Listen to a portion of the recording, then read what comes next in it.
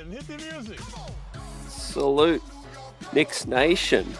Welcome in to tonight's preview live stream as the Knicks host Indiana at their season home opener tomorrow night. Lots to talk about.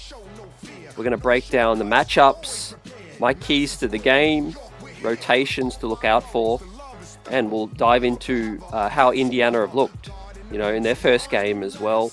And we'll do a little bit of a recap of the Boston game and some stories and narratives going around that we got to address, right? But salute to the chat. Salute Knicks Nation. Smash that like button. Subscribe to the channel if you're new. It's great to have you with us. CT, your host. And lots to get into tonight. Welcome in. We'll do some Q&A with the chat like we do. So get your questions in, your comments in. And I appreciate you and your thoughts, right? Yeah, tough start to the season for the New York Knicks, no doubt about it. But tomorrow night, man, it goes down at MSG. A chance to get right, chance to get on the board for the season and put to bed, right, the first game. We've had a couple of days for the dust to settle, right? I think there's been, on the most part, being honest, I feel like there's been more of an overreaction.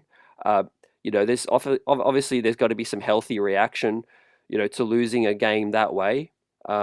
But I want to talk about some numbers tonight. We're going to dive into the stats as well and some things where, it's been blown out of proportion a little bit, I feel, and I'll talk about why.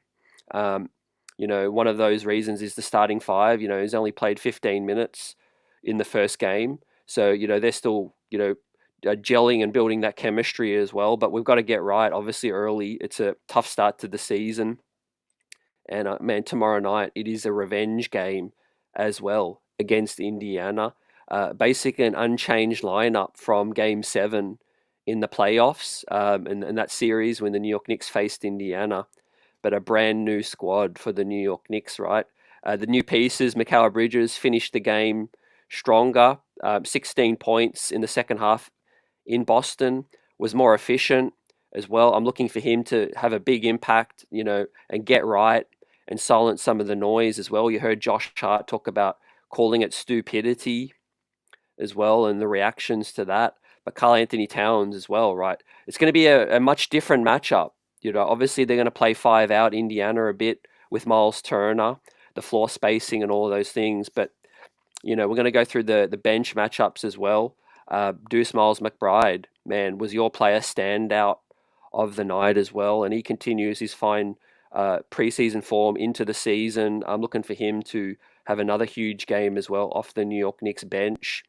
There was a picture tweeted out from training, and he was in the backup in the grey jerseys in practice. So I'm not looking for Tibbs to switch things up just yet, but we'll talk about that tonight, guys. We'll go through the latest news like we do as always. And like I said, I watched Indiana last night against Detroit. They had some struggles, and I'm going to give you my keys that what I saw and things that the New York Knicks can exploit.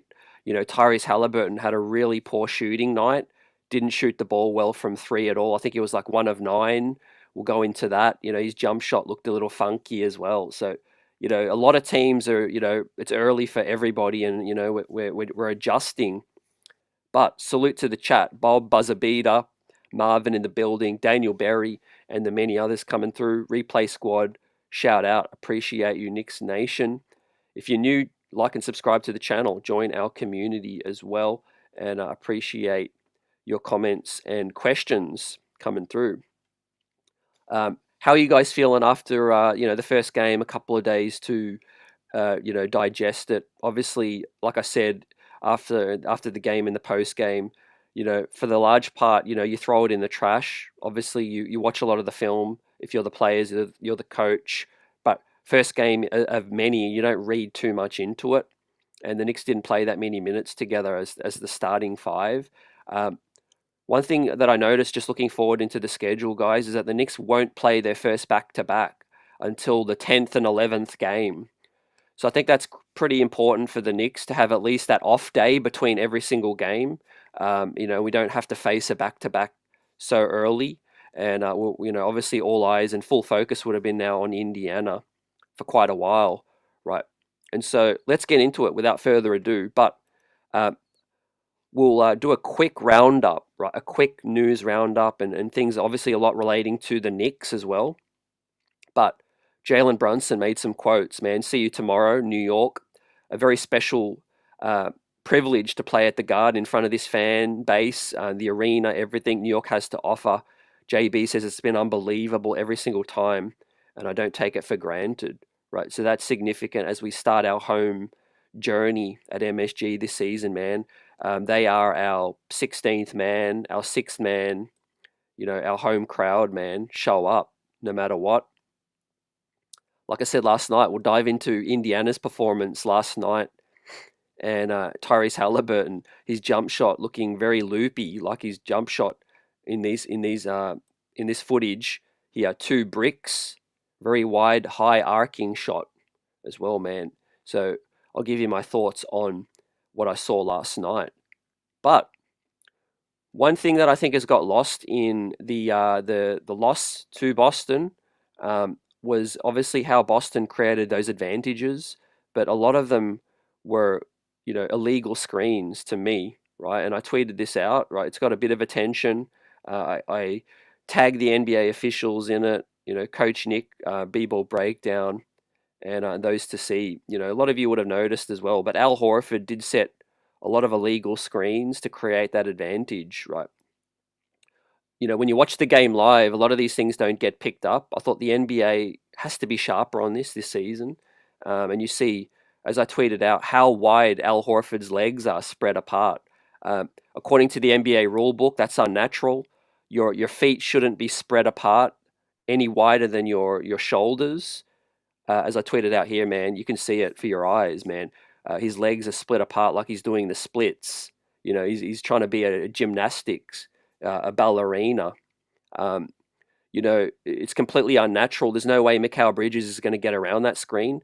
I'm not going to even call or ask for Mikal Bridges to flop. But according to advice from Coach Nick, the ref's not going to call an illegal screen until there's contact made. And so that's the unfortunate thing about how the NBA game is set up right now, man. It's a ton of illegal screens, and they're not going to call it unless you flop or you take the contact and you go down. So I just wanted to highlight this for you guys. I'm not going to dwell upon it. The best team won, but this is how Boston can create some advantages, and I don't like it. Right? It's not a great spectacle.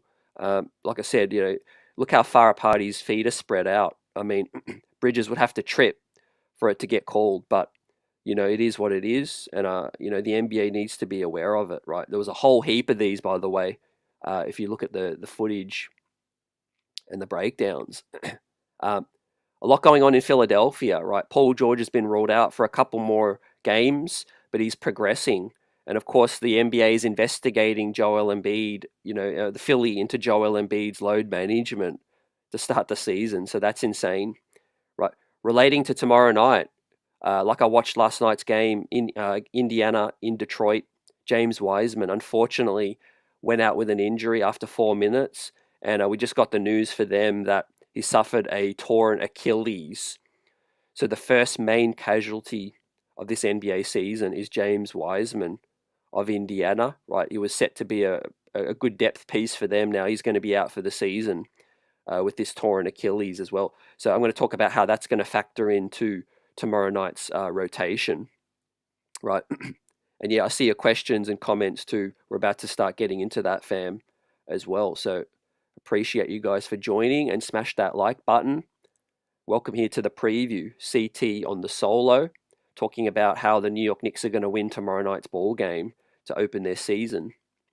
We also had some confirmation of the New York Knicks NBA Cup court. Here it is, fam. Let us know your thoughts. You see a little bit of an outline of the New York skyline here in the shade, which I think is pretty cool. All orange. It's a bit of an eyesore for me, but I mean, orange and blue skies, definitely it's going to be a colorful night anytime the New York Knicks going to roll this court out. Yeah, I like it. I think it's pretty cool. I would have liked to maybe see inverted, the blue for the court, maybe the orange for the trimming. But let us know your thoughts on that, guys, as the New York Knicks are set to unveil their NBA Cup court. like I said, what's noteworthy for tomorrow night and moving ahead, we see some leaked, some announced photos from practice. You got Deuce here, who is in the grey, the bench grey, still practicing, and it looks like he's still going to continue his 6-man role for now, right? But I see Marvin also talk about it here. Says keep Deuce on the bench and put Hart to the bench, right? And I will talk about Buzz's comments on that situation with the Horford screen, and Cat playing drop coverage on that one as well. Now we had a shooting coach tag us in this video, right? I'm not going to get into it too much, but he expressed concerns over Mikal Bridges' jump shot being too high, and it's not going to be beneficial for him long term, right? So it's basically what he's saying is he feels like it's just too high above his head, and you have to generate a lot more wrist and strength to get that ball higher up, and so it's not going to be for the percentages. So what he needs to do is get it lower, get it more in front of his face, and go back to closer to what it was early in his career in the Phoenix days. Well, I tend to agree with him. I think it did look a lot smoother later in the ball game. So we'll see. Looks like he did make a quick little adjustment. Hopefully, it starts to rain threes for him, right? But I feel like his defense is obviously something that can pick up as well. That we're going to talk right now. We're going to get into the nitty gritty, fam. As more people are coming through the chat, welcome in, guys. Great to have you with us.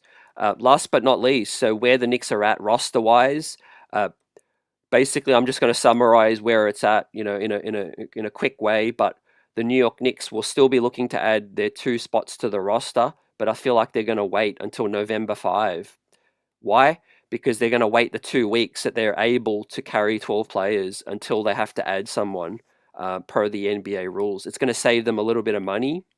But the talk is by November 5, look for some moves to happen, which is going to be most likely, from what we're hearing, is Ariel Huckporty come onto a regular roster spot, and Matt Ryan looks like he's going to take Huckporty's 2-way spot, and the New York Knicks will then be able to also add a veteran to fill that 14th main roster spot as well. But they're going to wait, it looks like, until November 5, all right, the allowed 2 weeks that they can carry only 12 players just to save a little bit of money.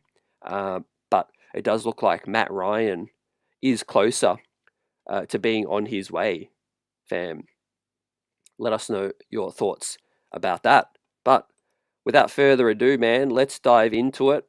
And we'll get into the matchups. Obviously, to start, it's going to be one with the starters, right? In my opinion, obviously they only played 15 minutes, against Boston, and I'll bring this up on the screen in a second, right? We'll see how many lineups, how many 5-man units played how many minutes for the Knicks.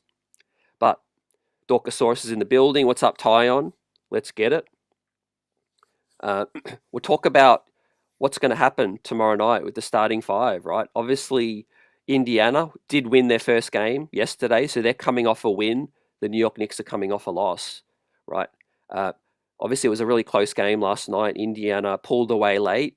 They executed better, and they hit some shots, right, finally. But Tyrese Halliburton did not shoot the basketball well, right? So starting with our New York Knicks, right, the keys to me is obviously tighten up our rotations, right?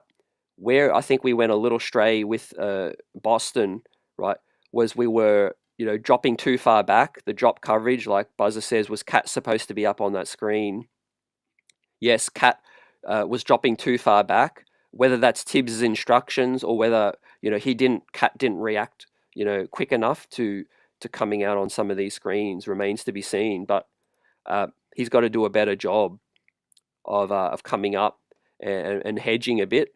And also with the rotations, we were too slow on the help rotations, right? You got to be able to the player one pass away has to be more quicker rotating. So my keys to tomorrow night's game, man, is be tighter on your rotations, right? Don't play too far drop because Halliburton can come off those screens, he can let it fly. So we've got to be prepared there. Miles Turner for the pick and pop. So Karl Anthony Towns, Mikal Bridges, they're going to be central to whatever happens tomorrow night defensively, fam. And a lot of spotlight is going to be on them. Getting back in transition, Indiana play really fast pace, and I'm going to talk about that they might play small because James Wiseman is currently out. Isaiah Jackson also missed Indiana's first ball game, and he's set to be out as well, I feel. So um, Jarris Walker, Obi Toppin, as I pull up their bench, right, outside of the starters, they're basically their bench bigs right now. Obi Toppin and Jarris Walker, because Wiseman and Isaiah Jackson look like they're going to be on the sidelines. Wiseman is definitely going to be. Jackson did miss the first game, so I don't think he's going to get back in time, right? So it looks like Jericho Sims is more than likely going to be either be matched up against Pascal Siakam if Pacers do play one of their starters with the bench. I'm sure they'll probably try to split their minutes, or Jericho will find himself matched up against Walker or Obi, right? And if they play both of them, either Daddy A is going to have to match up against Obi Toppin, or maybe Ariel Huckporty, and the New York Knicks might need to switch things up a little bit, to see. But Benedict Mathurin looks like he's going to be playing. He played last night, fam. He's playing. He's on the graphic there. He's next to Deuce Miles McBride there. And so I haven't heard anything about Benedict Mathurin being out. He played last night, so I'm going to assume that he is going to line up. There he is on the right next to Deuce McBride. Is Benedict Mathurin, returning player who missed the playoff series against the New York Knicks. So he can let it fly, and he can shoot it. But you see on the left, TJ McConnell, fam. TJ McConnell is going to be going up against Cameron Payne or Deuce McBride. We know Deuce had some struggles in that matchup. So, looking forward to seeing Cameron Payne or Deuce go head to head with TJ, because that bench matchup is going to be really key in terms of tempo, transition defense, getting back guys. And look, TJ likes to get penetration, get into the teeth of the defense and spread everybody out, And they do have shooters. They've got Andrew Nemhard. They've got they've got Ben Shepherd, who's not on the graphic, but he'll play if they go 10 men. This is my projected sort of 9-man rotation for Indiana, but they do like to go 10. They do go 11 sometimes as well. You got Ben Shepherd, and they did have Enrique Freeman that played last night, sorry. Enrique Freeman and Ben Shepherd. But these guys are going to take the bulk of their minutes, fam. With Precious out, obviously it's going to be a case of the same 4 core guys off our bench with Sims, Deuce, Payne, and Daddy A. Right, Daddy A will continue to get his minutes. Should Huckporty get in? Kolek. In the words of Tibbs, he said it depends on how deep we need to go. I think what Tibbs will do is he'll see, how Indiana and how many guys they play and who from their starting unit plays together with their bench guys. Right. But more than likely, they're going to be Siakam at the 5 in the backup, or it's going to be Obi or Jarris Walker, because Wiseman and Jackson are out, right? So what that means is the Indiana Pacers, they're going to get up and down, right? Obi stretches the floor out, right? Obi is a real stretch, 4-5 now, and we saw that in the postseason. They do play more guys, 9-10-man rotation. They're going to play quick. So just diving into the numbers from last night's ball game, fam, just to give you an idea of how Indiana fared, fam. Like I said, they did not shoot the basketball well, but they were very high in assists. Here we go. They were 32 assists, fam. 32 assists, and they pulled in a lot of rebounds too. So they out-rebounded us from our first game to their first game. Indiana, Detroit were playing Isaiah Stewart. They were playing Jalen Duren as well. So the Indiana Pacers did rebound the basketball fairly well. Miles Turner picked up 9 boards. Pascal Siakam picked up 8. It's going to be a battle. Benedict Mathurin picked up 6. So keys to winning this game, man, is to eat up these rebounds. Right, we've got to do a better job of rebounding the basketball, right? But here we see Tyrese went 1 of 9, 11% from three last night, right? Is that a outlier? Is it going to continue? We'll wait and see. But the jump shot does not look great, fam, like I said. And I'll bring that up just again so you guys can see it. Look at Tyrese's jump shot. I mean, the ball is so high, it goes out of the picture, ladies and gentlemen. Let me bring this up on the larger screen. Apologies for that. But yeah, you can see now Tyrese, high jump shot.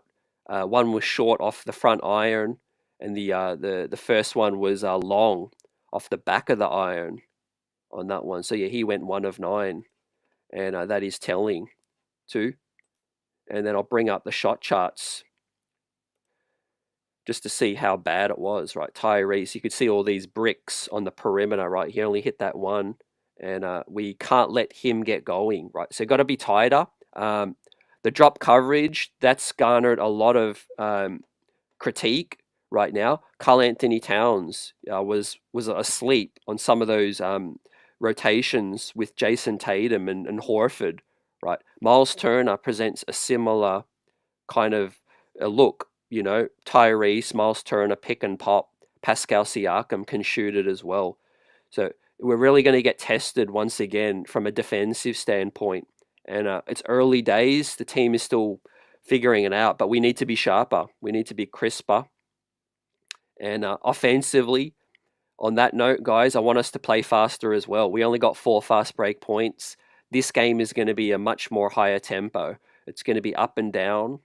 I'm predicting the Knicks can win. Obviously, you see the score. That's my prediction. The New York Knicks will win 125 to 119. I think we're going to score a ton. MSG crowd, it's going to be a up and down game, high tempo.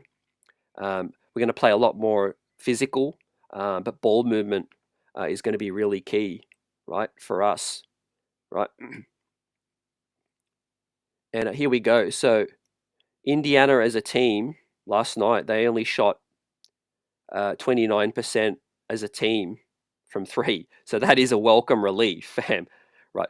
Playing the team that almost broke the NBA shooting record from 3 to now we're playing a team coming off 29% from 3, fam. But they shot 50% from the field. They did turn the ball over 15 times. They were sloppy last night. Tyrese does get a little loosey-goosey with the basketball as well. So, I need the New York Knicks to be forcing some turnovers. Although they are good at blocking shots. Siakam's very long, and so is Miles Turner. So you see they did get 8 blocks last night and 10 steals with their ball pressure too. So it's going to be a run and gun kind of style ball game, fam. One thing to another key note is obviously how quick Indiana play. 15 fast break points, right? We need to raise our game in the transition game, man. Look for Josh Hart to be pushing the break at MSG. I want Mikal Bridges to also be running out, leaking out, and helping him get some easier buckets, to help him, get into a groove, right? Just see the ball go into the net. 4 fast break points in the first game. To match Indiana, high scoring tempo, we need to get up, right? Also, second chance points, Indiana did pretty well. Like I said, they rebounded the basketball better than we did, and we need to raise our game on the rebounds. Let's get to some comments now. Matthew says they're going to run us out of the building. We are too slow. It's basketball, and you have to run fast, right? They are going to try to run us out of the gym, but I think we're going to be more prepared. We're going to be more prepared. Connaught says, so they don't have a healthy, legit backup 5 now. Yeah, correct. But like I said, Wiseman's out for the season now. Isaiah Jackson missed their first game, and I think he's going to continue to miss. There's been no injury report listed yet. And so I'll just bring up their box score again so you can see. I mean, they could go further into their rotation and maybe play James Johnson a bit more, Quentin Jackson. But yeah, you see Johnny Furphy there. But yeah, they're literally down to Jarris Walker and they're down to Obi Toppin, I think, which suits them fine because they're going to play fast. That's their identity. But what they'll do is they'll probably split Siakam's minutes with Turner, and maybe have him on the floor a little bit more as well, right? Now, as I promised before, fam, I'm just going to bring up the various 5-man units that the New York Knicks deployed against Boston, and going to use this as a reason why we need to give this time, guys. No overreactions. Look at how many minutes our starting 5 played together against Boston, right? That is legit. It's not incorrect. It's not a typo. Towns, OG, Hart, Bridges, and Brunson only played 15 minutes out of the 48 minutes against Boston, right? That's nowhere near enough to continue to establish a chemistry and establish cohesion. 15 minutes is a very small sample. And obviously, there was garbage time, the players sat late in the ball game and all of those things, I know. And so, that's why they didn't get as many more minutes, together, right? But Towns, OG, Hart, Bridges, and Brunson, right? They're just going to have to play more basketball together to get better. It's a work in progress. They're going to get better every single game, every day. No doubt about it in my mind, right? There's still going to be some missed assignments defensively and all of that. But what has to be cleaned up is on the drop coverage. Karl Anthony Towns needs to be ready for the shooter to come up a bit quicker. Yes, Tibbs wants us to play drop, but he can't be dropping back too far, fam. And so, yeah, with that said, I got some people still talking about Moses Brown. I know he's got a lot of fans. He's from the area, but he's bounced around the league a lot. He's extremely raw, right? When your back's to the wall, I'm not bringing in a guy who needs more time. Right? He's very raw. And Tibbs isn't going to do that as well. So I'm all for Huck Porty, right? Definitely, and I think the New York Knicks will be looking to convert him. But we pulled off a big trade. Karl Anthony Towns, Precious Achiuwa is not healthy right now. Mitchell Robinson will get back as well, guys. That's our core, right? We're not going to try to reinvent the wheel. These guys have to be better. Tom Thibodeau is not going to do no drastic shake-up in the second ball game, right? That's NBA 2K level stuff right now. You give this team 5 to 10 games, get a bigger sample size, and then he'll look at the data, he'll look at the analytics, and he'll make adjustments. I mean, Tibbs does make adjustment. I made 2 great examples. When Evan Fournier was starting that season, after 10 games or so, he pulled Evan Fournier out, and he put in Quentin Grimes. And then last season, when Quentin Grimes was struggling, after about, I don't know, what was it, 8 to 10 games or something, then he put in Dante DiVincenzo. But he won't do it after 1 game. He won't do it after 2 games. He'll give these guys that opportunity. He'll trust them to figure it out. Right? These are all-star level players and veterans. Right? They know what to do. Boston was just a very, very bad matchup. And look, defensively, like I said, we haven't played much basketball together. 1 out of the 5 preseason games, the starters did not play. A couple of the other preseason games, the starters only played together for the first half. So there's a lot more minutes that has to come and play out. But if there is going to be a switch up at some point in the future, as I can entertain that because it's possible. I feel like Deuce McBride is playing out of his skin at this moment in time, fam. And I mean, Deuce Miles McBride is the 6th man for a reason. Normally, when you're struggling as a team, the 6th man needs to step up, right, and will step up, right, and come in, right. If Brunson misses any games, obviously Deuce is that guy to come in. But I feel like Hart struggles are something to really look at moving forward, and obviously the spacing is a little concerning with Hart if he's passing up open shots. So he just has to find a way to be more impactful, right? Get it together. And I feel like he will. He's only in, I think, 3rd, 4th gear. It's early in the season. And I think he didn't start his summer workouts until a bit later because of the fatigue on his body and all of those things. I think Hart's just going to start slow this season, but he's got to attack the closeout. He's got to fire at will if he's open. and just push the ball up the court, get the ball quicker, and get guys easier looks, fam. But what is your key matchups to look at now as we highlight our key matchups for the ball game? Dorkosaurus Rex says start Deuce over Josh Hart or Pacome Dadier even. We've got some Grimes Hive still in the building. Buzzer with a super chat. Let's bring this up now. Appreciate you, Buzzer Beater. Great question coming in. Always great to hear your thoughts. Appreciate you, man, and great to see you again. Says that Payne Kolek unit is lit. Will Tibbs play them? I think he will eventually, yeah. I think that's a lineup to look out for, definitely. I like Kolek's shooting ability, and from what I've seen so far, he doesn't hesitate. And I do like Cameron Payne's ability to get into the paint.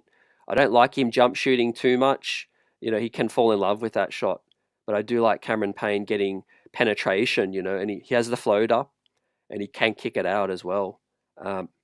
Will Tibbs play them? I think, yeah, there's a good chance because Indiana will be smaller.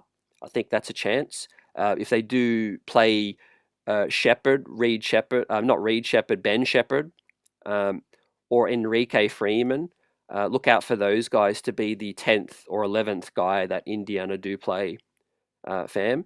And so that'll expand the Knicks rotation a little.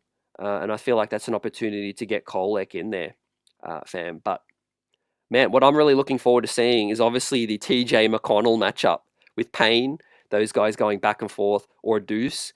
I'm going to be looking forward to seeing who checks Obi. I'm not going to lie. Obi, returning to MSG, that is going to be something that he's going to be keen to show out, and like he does from the area. The Knicks traded him. He's never going to live that down, right? Obi is always going to try to show out at MSG, right?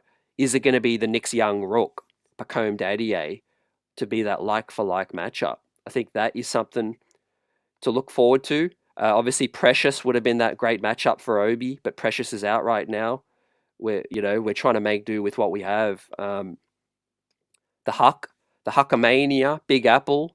I could see Errol Huckporty getting some minutes if we're struggling on the glass a bit. He's not a great matchup if it's Miles Turner out there.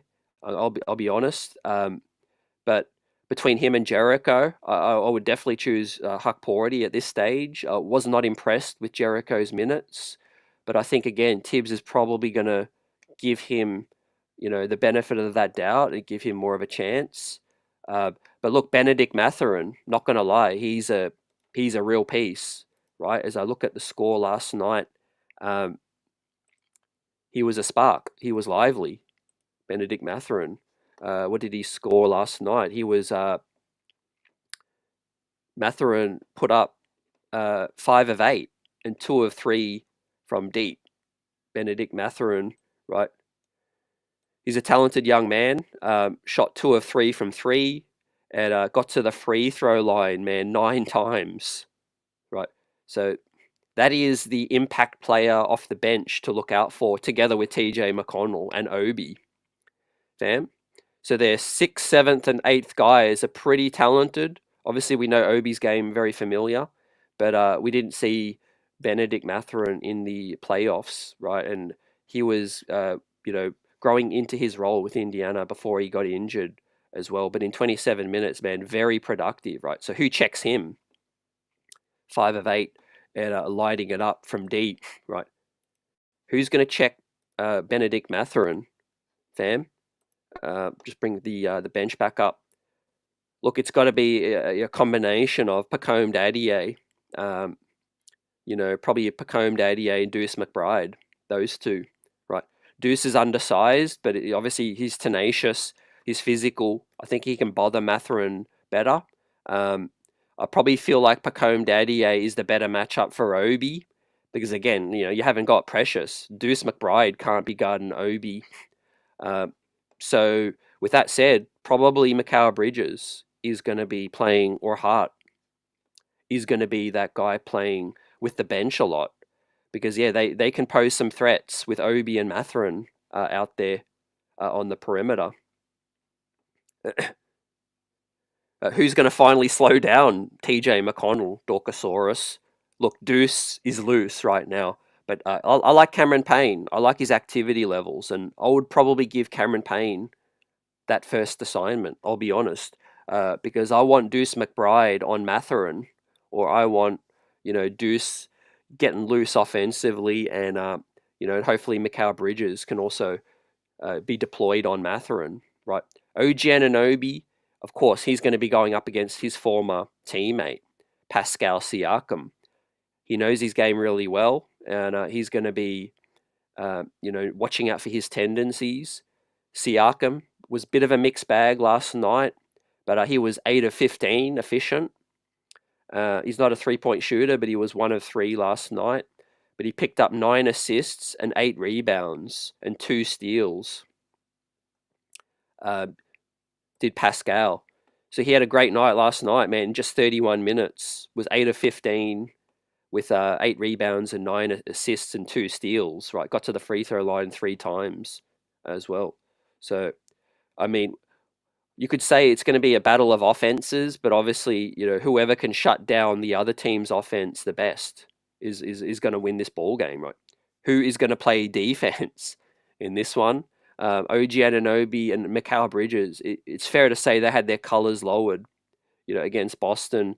It was a complete, it was a storm, man, and in Boston. But it's not a reflection of who those guys are. I think we're still figuring out our rotations and our schemes, and I think we will, right? But outside of those guys, obviously you can't ignore the shooting guard in Andrew Nemhard. Mikal Bridges will be picking him up early, and I assume Josh Hart is going to be taking on Aaron Neesmith, who's a bit bigger and a bit more physical. So Neesmith likes to attack the basket. He's not as much of a three-point shooting threat as Nemhard, so I do expect Mikal Bridges to be out there on the perimeter. But where are some concerns coming over from the Boston game, right, is the defenses, or the offense, other teams putting Brunson and Cat into the pick and roll, right, trying to take advantage of those guys and their shortcomings, right? So what we need to do is we have to be quick switching, right? I feel like we need to be switching better rather than just trying to fight over every single screen. You switch, try to avoid giving up easy pick and pops and an easy penetration as well. OG is going to be that help defender, I feel like, off Siakam, and then your Hart can rotate, all of that. Obviously Cat is going to be that anchor, right? But I'm looking for him to hopefully be more switched on the drop and not drop back too far, and look out for the pick and pop of the Miles Turners of the world, because that's going to be really, really dangerous. Yeah, I know you guys got comments about the photos. I mean, these are the NBA.com media photos as well, so it is what it is, fam. Buzzer says, will we see Toppin versus Toppin matchup? Toppin versus Toppin, I doubt it. I doubt it, fam. Unless hopefully the game is out of Indiana's reach. Hopefully we're up by 20 with 4 minutes remaining. I think that's the best chance of seeing that. 718 Fresh wants to see Cat play tougher. Still got that soft label. Matthew says, I hope you are right. They need time. What I see is disconcerting. However, the structure of how the team was structured seems flawed. 40 years of watching basketball carefully speaks loudly. I think, yeah, we'll know in time, it's a work in progress. And yes, can we see the flaws? Can we spot some holes? Absolutely, as can the rest of the NBA. But what I see is I'm trusting that things can be cleaned up. I think, and again, just from the reactions coming through from the Boston game, fam, as I pull up the Boston image that I shared earlier, fam, it's all about the NBA is all about creating advantages, and Boston were able to create breakdowns that made everything else look worse from that original breakdown. Once you get a breakdown, that original one, it makes everyone else scramble, and it just makes things look worse. Once we tighten up that core breakdown and make everything else tighter, it's not going to be as bad. Trust me. Trust me on that, right? So one of those things to look out for is obviously the switching, right, and the fighting over the screens. Boston are one of only a few teams that can play 5 out. So you can't cheat off any player. You see Brown in the far right top corner, he's spread out there. Cats come all the way up. But look at the illegal screen that, Al Horford sets, and he sets it all night long. It's illegal, right? Because Bridges just shouldn't be wasting his time trying to fight over that. Look how deep Jason Tatum is, right? Yes, going under a screen against Jason Tatum, isn't ideal at times. But look how far out he is, right? If you're Mikal Bridges, you've got to be smarter on that, because look at Al Horford's leg. It's basically stretched all the way out to the logo, right? What's the point in trying to fight over that when all you need to do is take a step back and you're under the screen? And so once we figure that out, initial breakdown, we'll be Gucci. I feel like a lot of the Boston threes were from the original breakdown. When it comes to that, we have to start switching more, because one of the philosophical reasons why you get an OG Anunoby, you get a Karl Anthony Towns, and you get a Mikal Bridges on your team is that you can switch, right? We have switchable defenders now, fam. Josh Hart included. How can I leave him out, right? There's no need to fight over every single screen, in my opinion, because you've got switchable defenders now. That's why you pay OG Anunoby the $42 million. That's why you get a Mikal Bridges, right?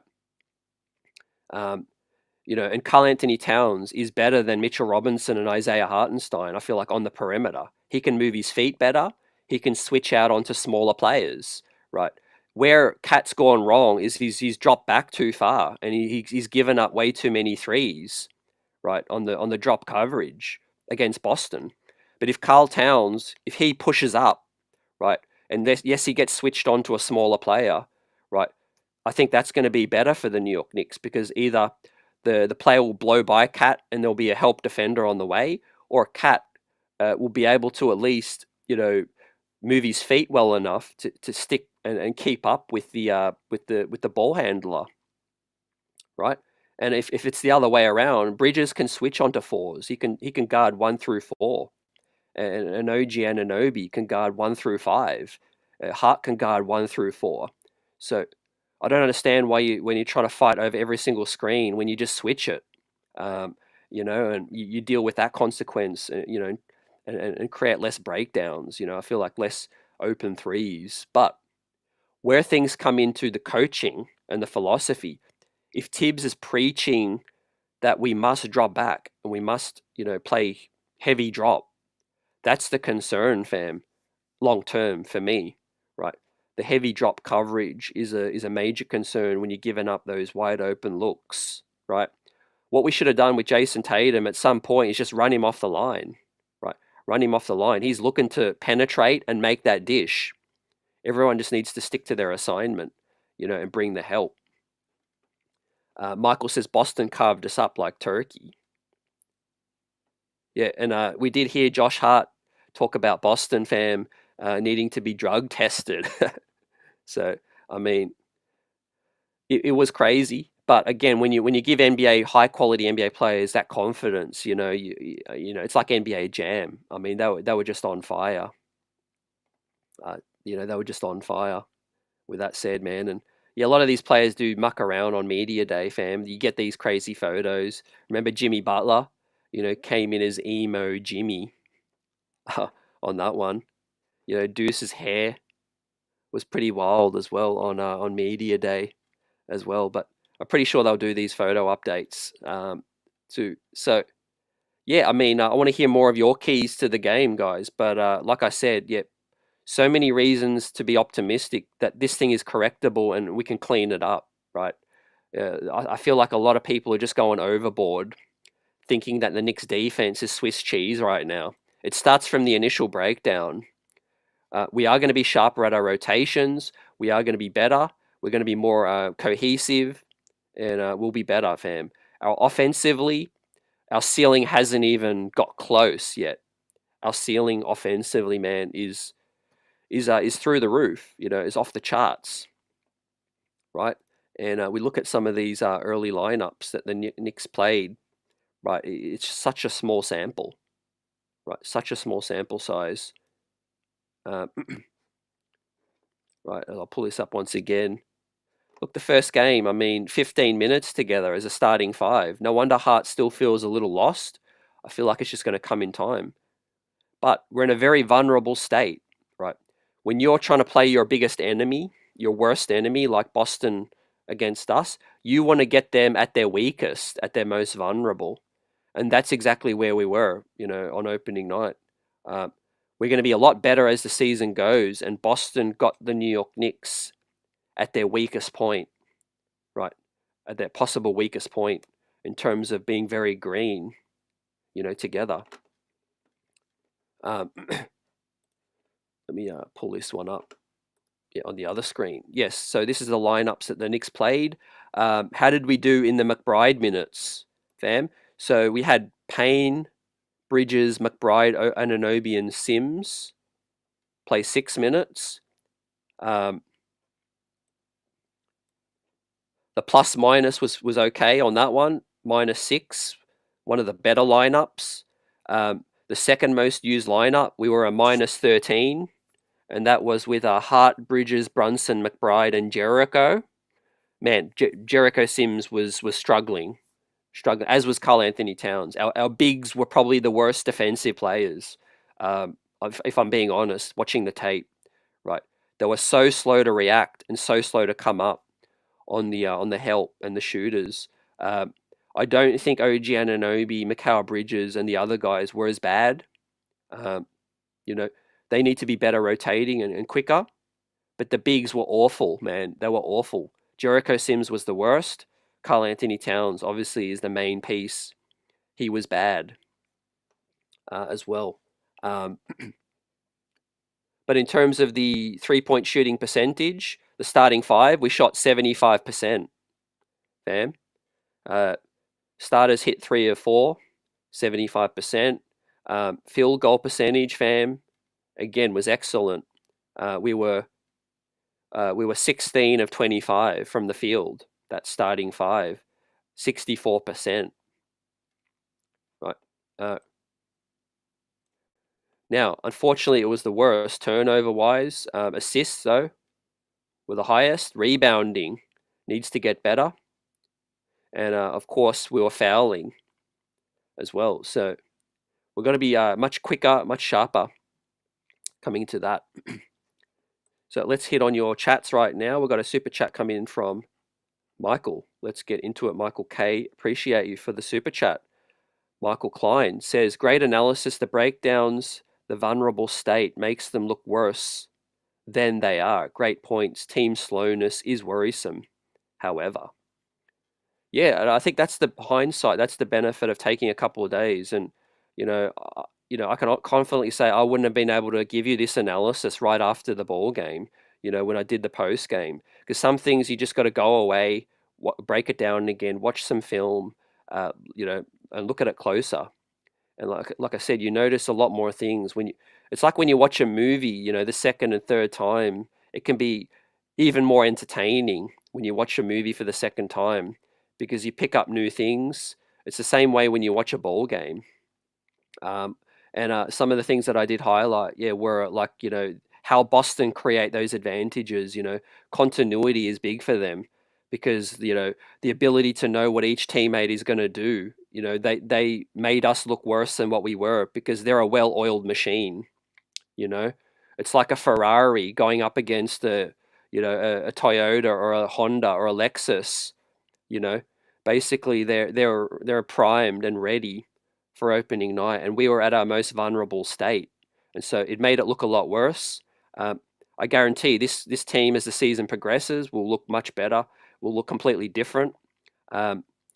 Yes, there's concerns over our defensive personnel, but I don't think that is as worrisome as some people make out to be. I feel like a lot of their things are correctable and can be cleaned up with better rotations and playing better to our strengths. Some of those strengths might be counter to what Tibbs wants to do. That's where my concerns might heighten, You know, let's say Tibbs wants to continue to get Towns as a deep drop, get him out there on an island. Um, you know, that could be a bigger concern moving forward. I feel like what I want Tibbs to do is utilize OG, Bridges, Hart a lot more defensively, get them switching. What Boston wanted to do last night or the other night was to get OG and Macau, and Hart as far away as possible, man, and get screen Brunson and Carl Anthony Towns' man and get them into the actions, right? And so what the Knicks need to do is they need to be quick on that and counter and switch back. Um, and like I said, it just goes to the philosophy of your roster building, right? Of the many, many reasons you sign and trade for OG Anunoby and Bridges and Hart and Cat, they're switchable players. You have to play them to their maximum strengths, right? And so, yeah, you could say maybe Joe Mazzulla, as well as the players outplaying the New York Knicks players, Joe Mazzulla's effective tactics and schemes exploited the New York Knicks, defensive players and schemes as well. But the positive to that is Tibbs is he's a film savant. Tibbs is a successful coach, so he'll come up with a counter to whatever Mazzulla was doing, the same way we'd see in a playoff series. He'll look at the film and he'll make this adjustment. He'll make the team better. Um, it's unfortunate that the first game was basically thrown out to the Wolves. It was baptism by fire. It was national TV, ring ceremony night against a team that's still playing minutes together, still very new, and it's just going to take a lot more time, too, fam. So yeah, I'm looking for this team to still be better than 500 after 10 games. The way we shot the basketball, guys, is great from the field, from three. It was better late in the ball game. Of course, the first half wasn't great, but yeah, you got to find a way to get Deuce out there a bit more with his floor spacing. You got to hope that obviously Mikal Bridges starts shooting those threes better, because that's fundamental to the Knicks spacing.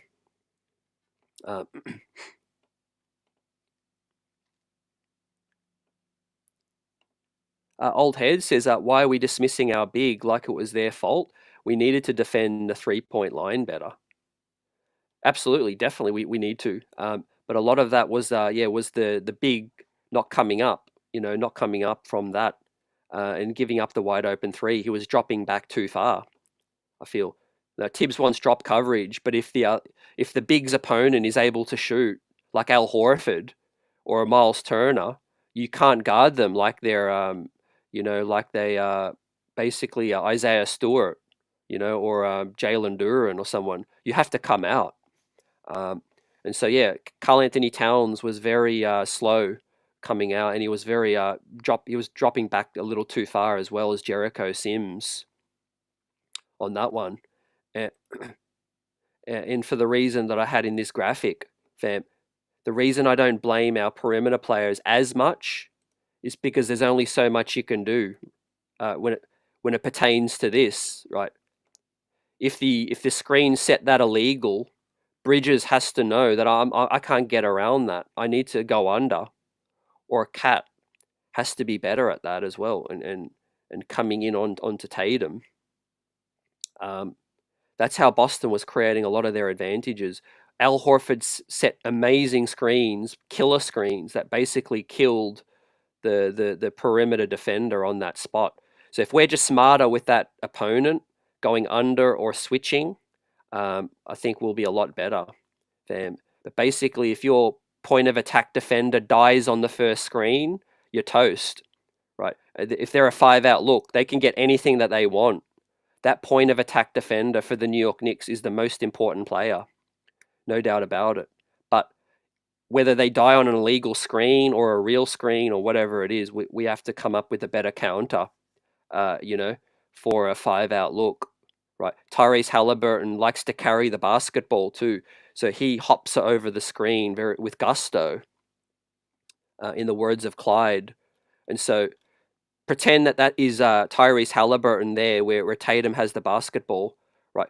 Karl Anthony Towns can't drop back too far because Tyrese is just going to be able to come off the curl, and just basically pull up with his heave too. So, and then obviously Miles Turner is going to be in place of Al Horford there for the pick and pop too. So yeah, our pick and roll defense is under a lot of scrutiny right now, and I think that is the biggest thing to look out for tomorrow night.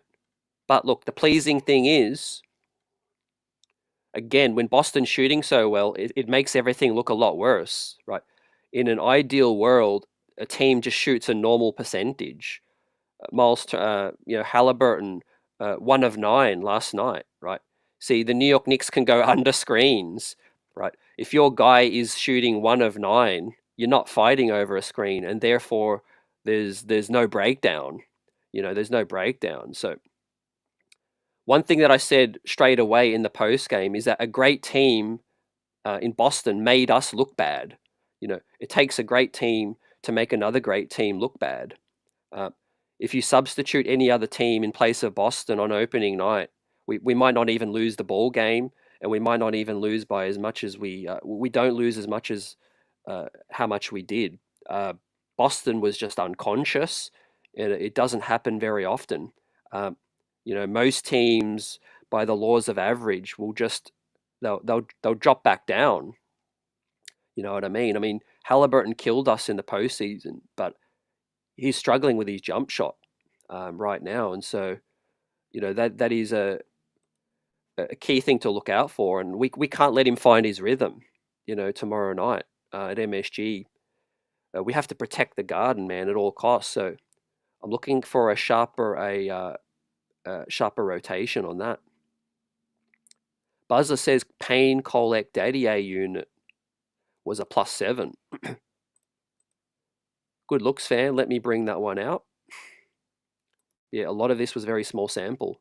But yeah, I like the way some of these bench units are functioning. The Payne, Hukpority, Sims, Kolek Dadier.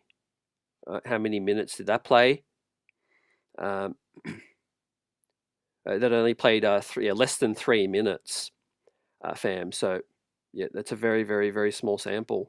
But obviously, you start, as games go by, you start to look into the data. Like Tom Thibodeau, I know he will be. He makes adjustments. Trust me. He looked at the data. Evan Fournier wasn't working. He took him out. First 10 games of the season. Quentin Grimes was struggling. Dante DiVincenzo was amazing. He came in. If Josh Hart continues to struggle tremendously, I believe he would put Deuce McBride into the starting unit. But there has to be enough struggles for a longer period of time, I think, for Tibbs to shake it up right now. And look, sometimes the best remedy for a starting five to figure things out is to just play more. So that's why I just felt like it was important to highlight, guys. We look at it like one game. The New York Knicks lost to Boston.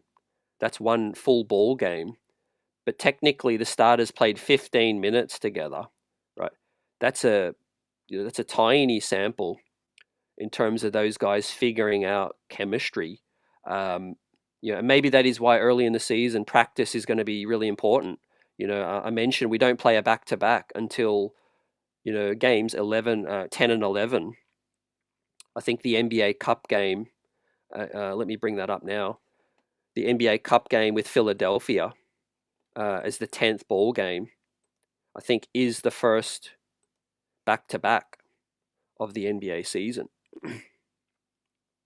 Yes, it is a November 12 and 13 back-to-back with Philly and Chicago on that one. So what is going to be good is after the Indiana game, we do have a couple days practice, and then we play Detroit.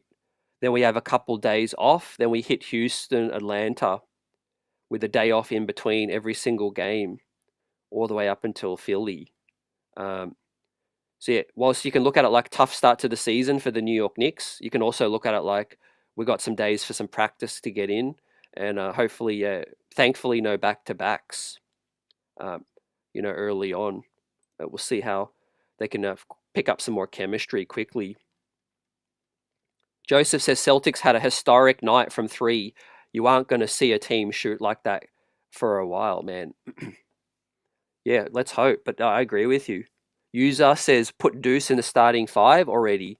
I've had enough of this.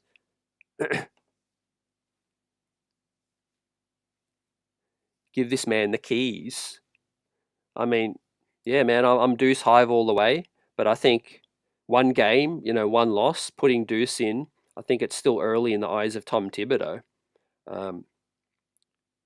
But he will make an adjustment. He'll make a switch up if he has to. Buzzer says Cat has no lateral movement. Sims runs like Lurch from the Adams family.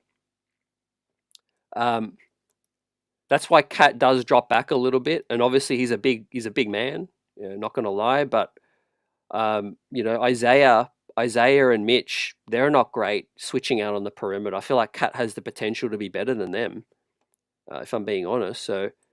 I mean, really, what's the worst that can happen? We get a blow by and we give up a layup, right?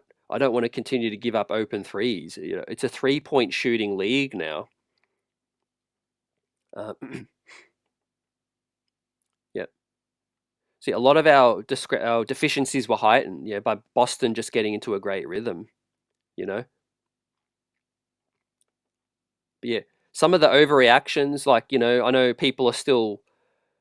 Some are against the trade, some are against Cat, all of those things. I mean, I hear the frustrations if you are. However, if you're a New York Knicks fan, I mean, we can't jump in a time machine, right? At some point, you're just beating a dead horse, You're beating the same drum, right? This is the team moving forward, You just support it, Early in the season, we've lost one ball game, right? One thing's for sure is, right, if you support your team through thick and thin, when we start winning, it obviously feels a lot better, right? But if you just want to critique all the time, then you'll probably jump in here when we start winning. You definitely got to bring some receipts with that one. Ryan says, Deuce, come on the show with CET. Appreciate that, Ryan. Troy says you can't drop on the Tatum on the pick and roll. That's why Mitch is needed. Yeah, well, Troy, I think Cat was dropping back too far, and Jericho as well, way too far. Basically a lot of missed assignments on that. But yeah, early, team hasn't had a lot of good competition against good teams in preseason, and that was my biggest concern, guys. After preseason, I mean, you're basically just playing cardio. What you got nothing to gain by putting the beat down on Charlotte twice and Washington Wizards twice. In fact, you could argue it's detrimental because a player can just pick up an injury, like Landry Shamet. Landry Shamet picked up an injury against one of those bum teams.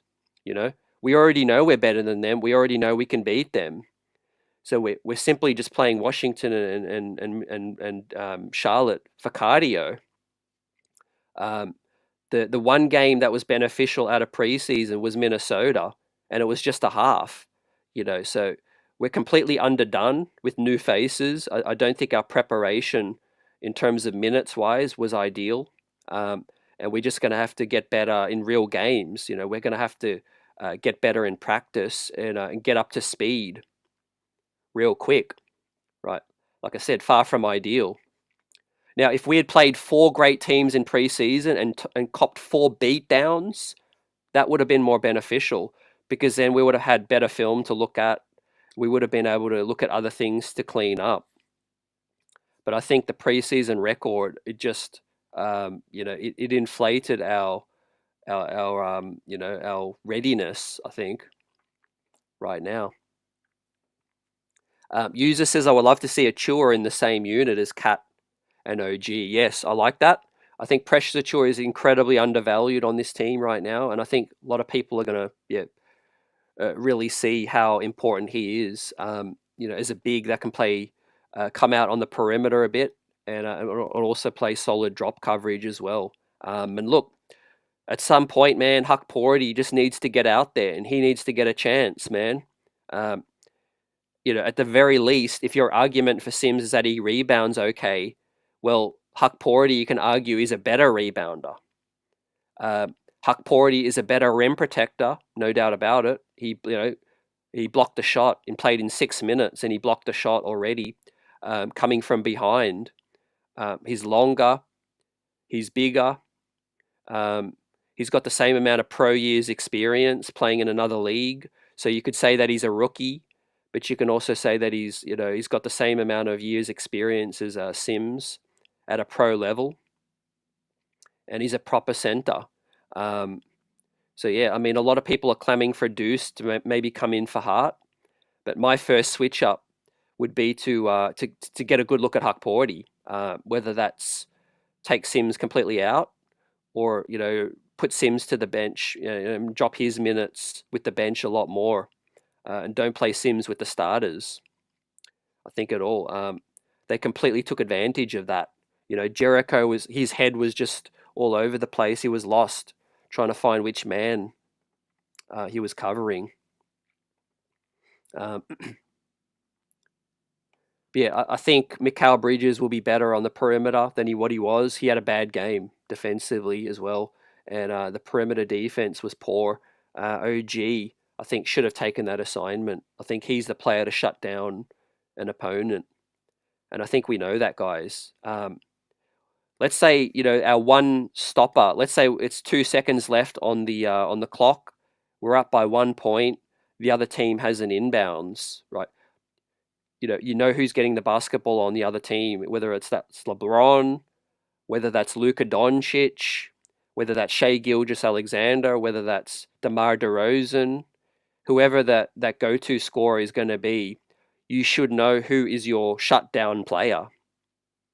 And for me, I already know that player should be OG Anunoby. When a player's hot and you need them to cool off, it should be OG Anunoby. Go on to that guy. And so, he showed it against Embiid, against Philly in the postseason. And I feel like once Mikal Bridges was struggling and Tatum was just getting too loose, OG's the king at fighting over screens. Literally, national media was applauding, OG Anunoby and his ability to fight through screens and get over those screens and navigate through the screens. And so when we look at images like this with Horford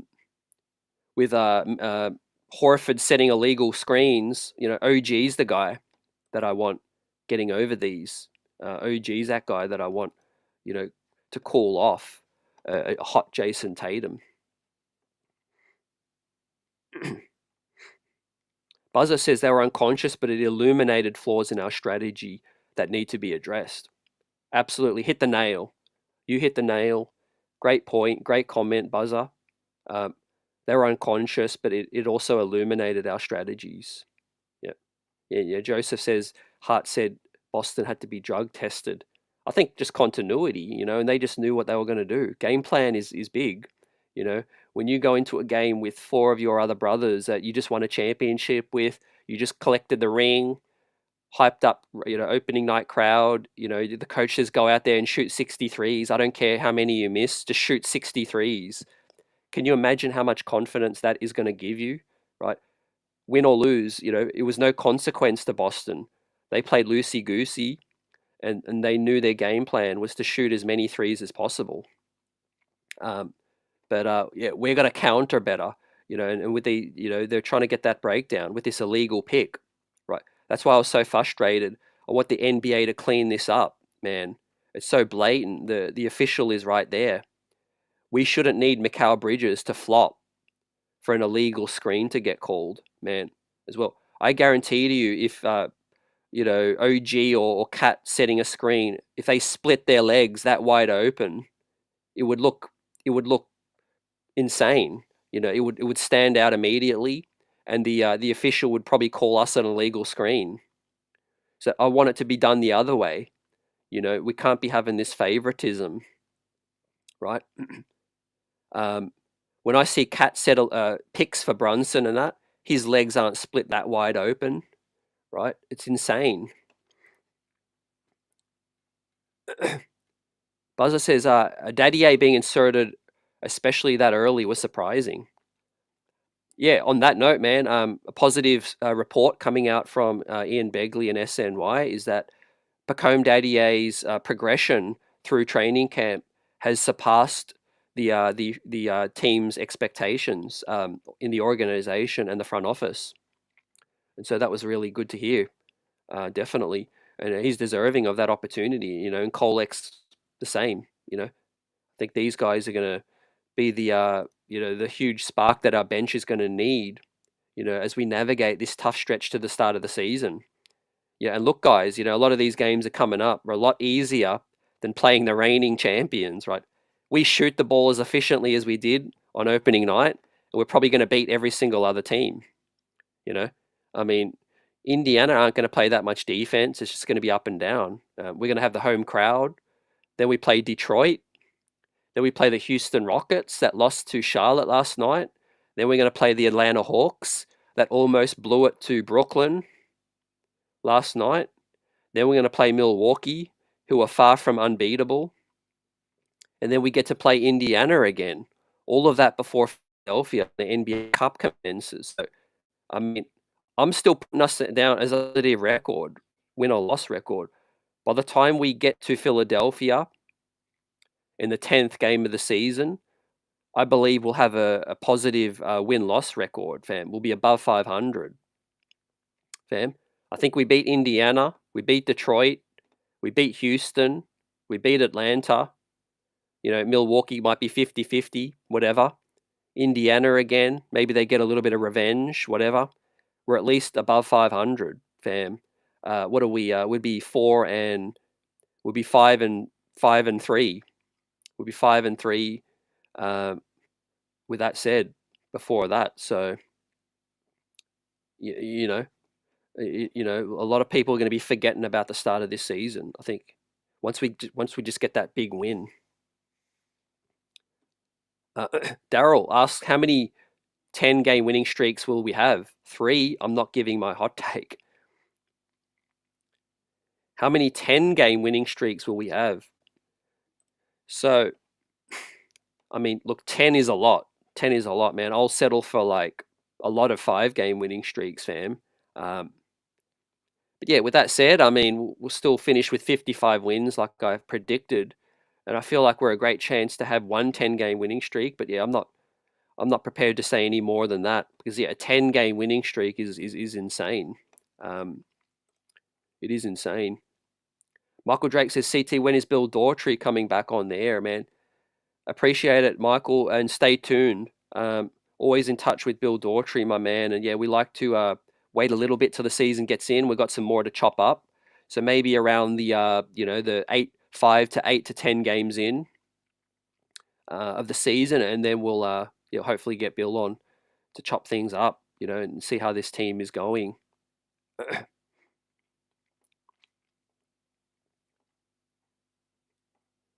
A lot of new pieces, but yeah, Demario says, salute CT, go Knicks. And Real King, salute in the building, what's up? Old Head says, why wasn't OG covering Tatum? They both were playing power forward. Because, yeah, Boston are very good at switching everything, fam. They're very good at switching everything. And so, but from what I see in reports is that Tibbs' preference is to have OG Anunoby as the help defender when it comes to that, right? He wants OG Anunoby, further down and be able to come and help, maybe as a secondary rim protector. So that is one of the main reasons Tibbs isn't, preferring to put OG out there as the point of attack on the perimeter. But look, Mikal Bridges has that reputation. He needs to be trusted. He needs to do better. He just has to do better at that. But yeah, Tibbs should definitely make an adjustment at some point when the guy is on fire. Cardiac is back. Salute all my diehards in the chat. Cardiac Knicks, great to see you. What's up? Yeah, we've got a lot of teams with some concerns. So Philadelphia, slow start, looks like to the season. They lost to Milwaukee. They got Embiid, and they got Embiid, who's being load managed. The NBA is looking into that. And obviously, like I predicted, fam, Paul George, not healthy to start the season. I mean, it's no surprise to me, right? I had Boston, so I had Philly further down as I'll pull up, my stock watch, right, to start the season. It's no surprise to me. Everyone wanted to anoint Philadelphia as the best off season, the team to dethrone Boston and all of those things, man. I still got the New York Knicks there, right? I'm holding on Philadelphia, man. I'm not even, their stock's not even up to me, right? Let Embiid get through a full 82 games first before he can even get healthy for the postseason. And Paul George is never healthy either. So I'm not scared of Philadelphia at all, right? And so, look, Indiana is going to be a good test for the Knicks. I'm not discounting them because they've got a high-powered offense. But out east, it's Boston and it's the New York Knicks. Not game one has ever changed my mind on that, right? It's still Boston and it's still the New York Knicks. When it's all said and done, we will be the biggest threat to Boston this season, fam. There's analytics, there's film to watch for Tibbs. He can clean things up, and this team has to play more basketball together, I think, to be better. Man, and look, there's some prideful guys in there, man. Another reason why I love Deuce Miles McBride. He gave the best quotes after the game, fam, when it was in the locker room. Yeah, and guys were, Josh Hart was joking around about drug testing, those guys and things like that. Deuce said that's not how you set the tone. That was championship caliber basketball that we just watched. And that's not how you come out and start the season and set the tone. And he was all dripped up. Was Deuce Miles McBride. He's ready for a breakout year. We do have some dogs still on this team. We lost a few dogs, but we still have some dogs here with some bark, fam. And so this team will respond to adversity. Precious Achiuwa is a dog. I like some of our guys. Cameron Payne, Huck Porty, Colex a dog. These guys will get after it, right? Of course, Jalen Brunson and the guys, the starting five, they have to figure it out. Yeah, I'm not worried at all. It's easier to look bad playing against that Boston team. Let's see how we do, fam. Let's see how we do tomorrow night as well. But let's get ready to wrap this thing up. This has been our preview for the New York Knicks home opener, right? As we get that chance, right, for the crowd, the starting five, to salute their team for the first time since Game 7 last season, right? The crowd is going to be hyped. Indiana coming into the building, right? It's going to be ingrained in their memories of the loss, right? Where Hart went down with the abdominal strain, OG Anunoby, hamstring injury, and Brunson with a fractured hand, losing to that team, Game 7, man. We're going to come in with a chip, expect the New York Knicks to respond to all the criticism. I think physicality will be ramped up a notch, and I do think that the New York Knicks pull it out, 125 to 119, fam. We'll see you after the game. I'm predicting a Knicks win. Drop your predictions in the chat right now, or replay squad. Let us know what do you think the result will be. And I'm going to give you a bold prediction, as Buzz has given us one here. Says Brunson goes for 40. And I'm going to say that we get a couple of 30-point performances. We get two plus 30-point performances from these New York Knicks, fam. Brunson is one of them, and Cat is the other one, fam. So that is my prediction, man. 2 30-point performances. That's my bold prediction for the game. And let's get it, everyone. Have a blessed night. Smash that like button, and let's speak tomorrow. Let's get it, Knicks Nation. Hopefully we go 1-1, and we've got plenty to chop up afterwards. Peace, everyone.